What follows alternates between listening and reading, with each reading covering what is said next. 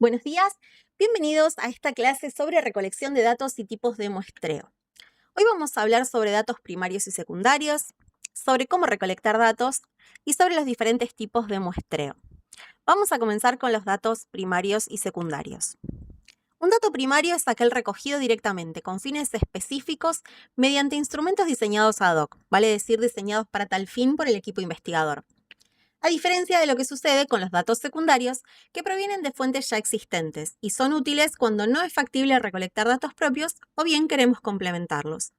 Dicho en otras palabras, un dato primario es tomado por el equipo de investigación, mientras que un dato secundario fue tomado por otra gente, por otro equipo de investigación, y nosotros recurrimos a ellos. Ahora bien, veamos cómo recolectar esos datos, ya que es una etapa crucial, porque garantiza la validez, la confiabilidad y la utilidad de los resultados obtenidos. Existen diferentes maneras, por ejemplo, la observación directa. ¿Qué es esto? Es observar fenómenos, comportamientos o situaciones, pero sin intervenir. Es útil cuando se desea obtener información sobre comportamientos, actitudes o dinámicas que podrían verse alteradas si los sujetos saben que están siendo observados, o bien cuando se requiere un alto nivel de detalle contextual. Otra herramienta muy útil son las encuestas, que consiste en formular preguntas a fin de obtener información. Esta herramienta es muy versátil, ya que puede realizarse de manera presencial, telefónica o en línea, y puede utilizar preguntas abiertas, semiestructuradas o cerradas. Antes de continuar, veamos un poquito mejor qué significa cada una de estas. Una pregunta abierta es aquella en la cual quien responde se puede explayar todo lo que necesite. Por ejemplo, le preguntas ¿cómo te sentís? Entonces, quien responde va a explicar cómo se siente y va a dar toda la información que considere pertinente. Una pregunta cerrada, por su parte, es aquella en la cual yo le doy las opciones y va a tener que elegir dentro de esas opciones cuál representa mejor su parecer. ¿Cómo te sentís? Bien, mal. Obviamente la cantidad de opciones puede variar, puede aumentar, no necesariamente tienen que ser dos. Y una pregunta semiestructurada o mixta es aquella que tiene una parte de pregunta abierta y una parte de pregunta cerrada. Un ejemplo, ¿cómo te sentís? Bien, mal, ¿por qué? La parte de bien, mal va a obedecer a la pregunta cerrada y después cuando le pregunto el por qué va a ser pregunta abierta. Pero como tiene las dos opciones, se van a llamar preguntas mixtas o semiestructuradas. Cabe aclarar que una pregunta cerrada, si bien no brinda demasiada información, su procesamiento ulterior es mucho más sencillo porque yo tengo ya las opciones prediseñadas. En cambio, una pregunta abierta, si bien brinda mucho contexto y brinda más información y la vuelve mucho más rica, su procesamiento posterior es más complejo. Otra manera que tenemos de recolectar datos es mediante entrevistas, que consisten en la interacción directa entre el investigador y el entrevistado. Y tiene la particularidad de que permite profundizar. Es una herramienta versátil y poderosa, útil cuando se busca comprender los hechos y las razones, percepciones y experiencias detrás de ellos. También podemos emplear preguntas abiertas, cerradas o mixtas. Otra opción que tenemos son los cuestionarios, que son instrumentos escritos, ya sea en papel o en formato digital, con preguntas autoadministradas. Y esta es la particularidad del cuestionario, que es autoadministrado. Y es eficaz cuando se busca recopilar datos de muchas personas en poco tiempo y de manera estandarizada. Y nuevamente, como es de suponer, podemos emplear preguntas abiertas, cerradas o mixtas. Dejando de lado un poco los datos primarios, pasemos a ver cómo podemos recolectar datos secundarios, por ejemplo, en bases de datos, que es un conjunto organizado de información que reúne observaciones, mediciones o registros de una población o de una muestra. Entre sus características intrínsecas encontramos la organización estructurada, la calidad de los datos, la consistencia y la escalabilidad. También podemos recurrir a registros, que son documentos o bases de datos creados por instituciones públicas o privadas que llevan el control de hechos o actividades. Por ejemplo, el registro civil, donde se anotan todos los nacimientos, las defunciones, los matrimonios, etc. Otra opción que tenemos son las fuentes documentales, que son documentos con información relevante para una investigación ya validada. ¿Y por qué dijimos que era crucial? Seleccionar el método adecuado para la recolección de datos es crucial para poder asegurar la validez de nuestro estudio. La decisión de cuál elegir deberá sustentarse en los objetivos, en el tipo de información requerida, en el presupuesto disponible y en las características de la población a ser estudiada. Veamos ahora, para concluir la clase, los tipos de muestreo. Pero antes, definamos qué es muestreo. Es el proceso de seleccionar un subconjunto de elementos, llamado muestra, de una población más grande, con el fin de estudiar sus características y poder inferir las características de la población. ¿Y cómo lo hacemos de manera correcta? Tenemos que definir la población, objeto de nuestro estudio. Tenemos que determinar el objetivo del estudio. Tenemos que elegir el tipo de muestreo. Tenemos que definir el tamaño de la muestra y tenemos que aplicar el procedimiento de selección. Pero antes de continuar con los diferentes tipos de muestreo, me parece pertinente conocer 3 conceptos que van a ser de utilidad para poder elegir el muestreo correcto, que están estrechamente vinculados entre sí. Uno de ellos es el nivel de confianza, vale decir cuánta certeza tenemos de que los resultados obtenidos en una muestra representan correctamente a la población. Si yo elijo un nivel de confianza de 95%, significa que hay un 5% de probabilidad de error.